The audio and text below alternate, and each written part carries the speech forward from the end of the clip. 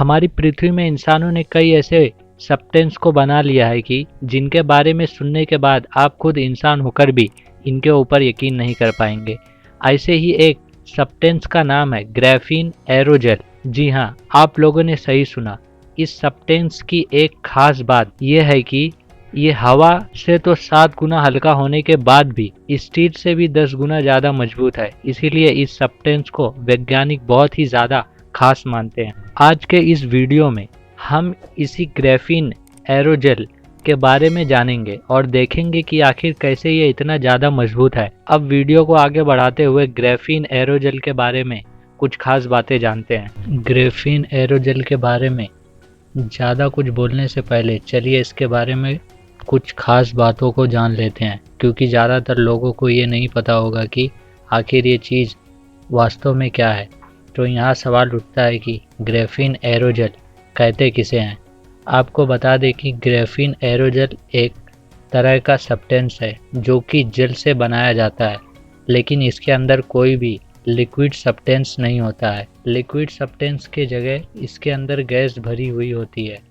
इसीलिए इसके अंदरूनी स्ट्रक्चर बहुत मजबूत होने के साथ साथ ये काफ़ी ज़्यादा हल्के भी होते हैं। इसी कारण इसके अंदर बिजली अच्छे तरीके से फ्लो नहीं हो पाती है और इनका डेंसिटी भी बहुत ही ज़्यादा कम होता है। इसको solid smoke, frozen smoke, solid air, solid cloud के नामों से भी जाना जाता है। इन सब्सटेंस को सबसे पहले साल 1931 में सैमुअल स्टेफन क्रिस्टलर के द्वारा बनाया गया है। एरोजेल को मुख्य रूप से सुपर क्रिटिकल ड्राइंग या फ्रीज ड्राइंग के माध्यम से बनाया जाता है। इन दोनों मेथड के अनुसार ग्राफीन के अंदर पहले से मौजूद लिक्विड सब्सटेंस को सुखाया जाता है, जिससे ग्राफीन एरोजेल में कन्वर्ट हो जाता है। उसके अंदर गैस को भी इंटर करवाया जाता है, जिससे उसके अंदरूनी स्ट्रक्चर टिके रहते हैं।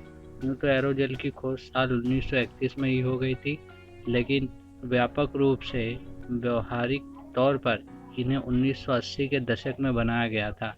आज हम जिसे सिलिका जेल को देख रहे हैं वो भी एक तरह का एरोजेल ही है। सिलिका जेल के बाद एरोजेल से व्यापक रूप से कार्बन एरोजेल्स को भी बनाया जाने लगा। इसी कारण से आज कई उद्योग में एरोजेल को इस्तेमाल किया जाने लगा है। ध्यान देने वाली बात ये भी है कि एरोजेल को 99.8% हिस्सा हवा से ही भरा हुआ होता है। इसीलिए इस सब्सटेंस के एक बहुत बड़े टुकड़े को भी आप अपने उंगलियों से आसानी से उठा सकते हैं। एरोजेल को बनाने के लिए एक अनुकूल वातावरण और ख़ास तकनीक की ज़रूरत होती है। एरोजेल की सबसे ख़ास बात इसके डेंसिटी में छुपी हुई है। इसकी डेंसिटी लगभग 0.0011 से 0.50 ग्राम के अंदर आता है, इसीलिए ये बहुत ही ज़्यादा हल्का हो जाता है। वैज्ञानिकों के अनुसार एरोजेल की औसतन डेंसिटी लगभग 0.020 ग्राम के पास है, इसीलिए इसको दुनिया की सबसे हल्की वस्तु के तौर पर भी पहचाना जाता है।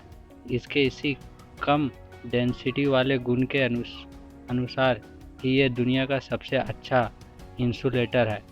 खैर, अब कुछ इसके अन्य गुणों के ऊपर भी चर्चा कर लेते हैं। एरोजेल की विशेषताओं को देखकर ये बात तो तय है कि इसे बहुत ही जगहों पर इस्तेमाल किया जाता होगा। तो चलिए जानते हैं कि एरोजेल को कहाँ कहाँ इस्तेमाल किया जाता है।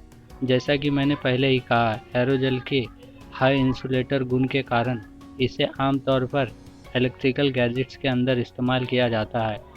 नासा के द्वारा उच्च गुणवत्ता वाले एरोजेल को कंडक्टर के तौर पर अंतरिक्ष यानों तथा उपकरणों में इस्तेमाल किया जाता रहा है। वैसे इसके साथ ही साथ इन्हें अंतरिक्ष यात्रियों के स्पेस सूट के अंदर भी इस्तेमाल किया जाता है। एरोजेल को एक और बहुत ही खास काम के लिए नासा के द्वारा इस्तेमाल किया जाता है। नासा के स्टार डस्ट मिशन के लिए एरोजेल को काफ़ी ज़्यादा इस्तेमाल किया गया है। एरोजेल की मजबूती को देखते हुए इन्हें अंतरिक्ष से स्पेस डस्ट को संग्रह करने के काम के लिए इस्तेमाल किया जाता रहा है। वैसे इस मिशन का मुख्य उद्देश्य दूर अंतरिक्ष से धूल के कणों को संग्रह करके पृथ्वी पर लाना था। इसी के चलते एरोजेल ने वाइल्ड 2 नाम के एक धूमकेतु से स्पेस डस्ट संग्रह कर लेकर आया था। अंतरिक्ष में गति करने वाला एक छोटा सा कण भी अगर किसी यान या उपकरण से टकरा जाए तो भी भारी तबाही मच सकती है, क्योंकि इनकी गति काफ़ी ज़्यादा तीव्र होती है। इसीलिए उन्हें रोककर संग्रह करना एक बहुत ही मुश्किल काम है। परंतु एरोजेल के इस्तेमाल से इन कणों को आसानी से इसके अंदर संग्रहित करके रखा जाता है।